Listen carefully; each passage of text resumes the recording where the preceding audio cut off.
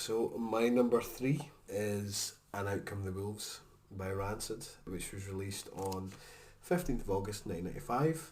It's 19 songs long, or contains 19 songs, and a wee bit longer than some of the other punk albums that are kind of featured so far, or have been featured so far, as it's just under the hour long mark.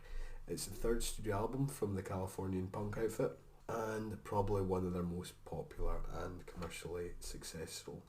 Apparently there's a theory that the album title comes from this bidding war that came about around about the time that they kind of were looking to release the material on this album. There was quite a lot of record companies that were trying to get them to sign, hence the title And Out Come the Wolves. As I said, it contains a lot of the songs that they're kind of most popular for, such as Time Bomb, Ruby Soho. I kind of watched these songs on the likes of P-Rock or Scuzz, and it just made me want to kind of look into them a bit more. There are a couple of heavy tracks in there, kind of mainly in the form of kind of Maxwell Murder, which is the kind of opening track and contains a blistering and frantic 12-second bass solo courtesy of Matt Freeman.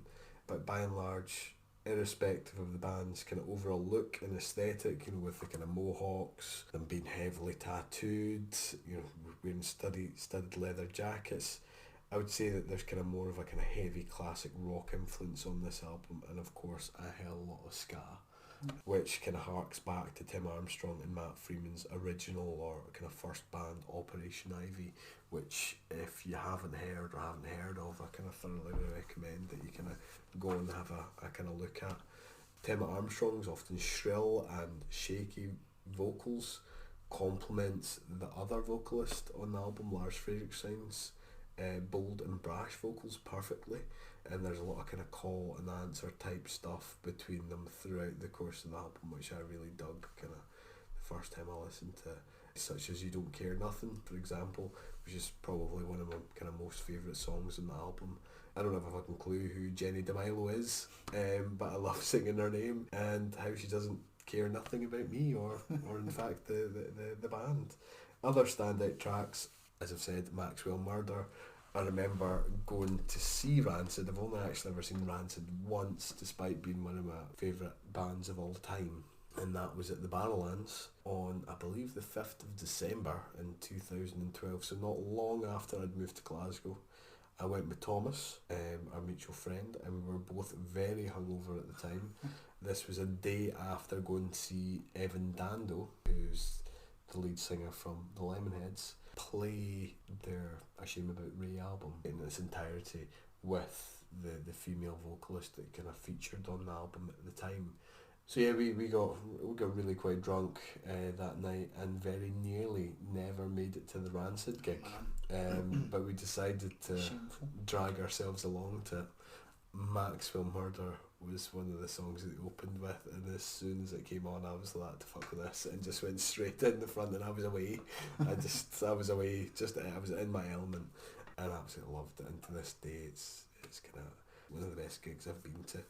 Other standout tracks in the album include She's Automatic, Is Wicked, Avenues and Alleyways, which kind of deal with themes of kind of racism and kind of fighting racism, and interestingly adopt the oi punk aesthetic. There's bits where they go oi oi oi, which is interesting because I think that the oi punk scene very closely related to the skinhead scene, which people tend to think of as being a kind of racist thing, which in fact it never was.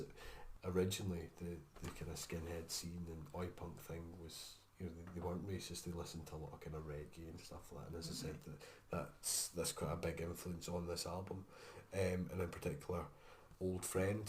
Again, that's a really bouncy kind of ska song. It's worth a listen. The album as a whole is kind of full of hooks and catchy lines that you can't help but sing along to, and it's perfectly executed ska punk that's kind of guaranteed to please. So that's what I would say about it. Good. So it was And Out Come the Wolves? And Out Come the Wolves by Rancid.